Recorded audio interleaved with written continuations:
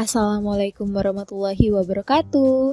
Halo teman-teman, kali ini kami akan membahas tentang pembelajaran berdiferensiasi dengan submateri diferensiasi konten. Nah, kelompok kami beranggotakan Dwi Orista, Dwiza Adillah, M. Aidil Fitrisyah, Putri Dwi Farosalia, Sevina Indrani, dan juga Yulia Cahaya Praswati. Semoga materi kali ini bermanfaat. Selamat menyaksikan. Berdiferensiasi konten. Konten atau isi dalam pembelajaran berdiferensiasi ini mengacu pada strategi guru dalam membedakan proses pembagian dan format penyampaian konten.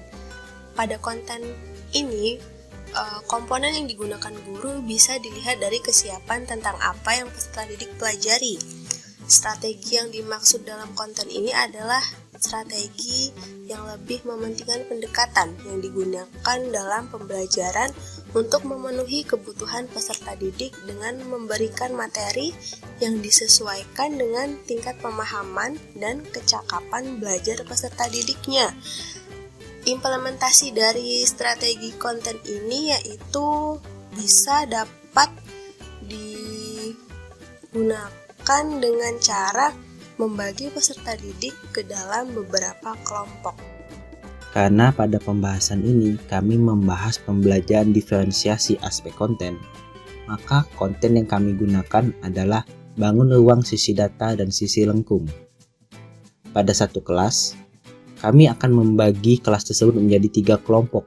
Yang pertama, kelompok peserta didik yang sudah memahami konsep dasar dari bangun ruang sisi data dan sisi lengkung. Yang kedua, kelompok peserta didik yang sudah siap diberikan tantangan dalam menyelesaikan kasus bangun ruang sisi data dan sisi lengkung. Dan kelompok yang ketiga, kelompok peserta didik yang masih harus mengulangi pemahaman pada materi bangun ruang sisi data dan sisi lengkung. Selanjutnya, setelah dilakukan pembagian kelompok berdasarkan tingkat kemampuan dan pemahaman peserta didik, maka setiap kelompok tersebut akan diberikan kegiatan.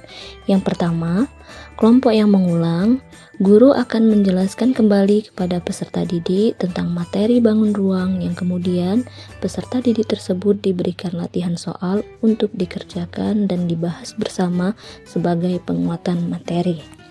Yang kedua, kelompok yang sudah memahami, peserta didik diberikan sebuah kasus baru untuk menghitung volume dan juga luas permukaan beberapa bangun ruang.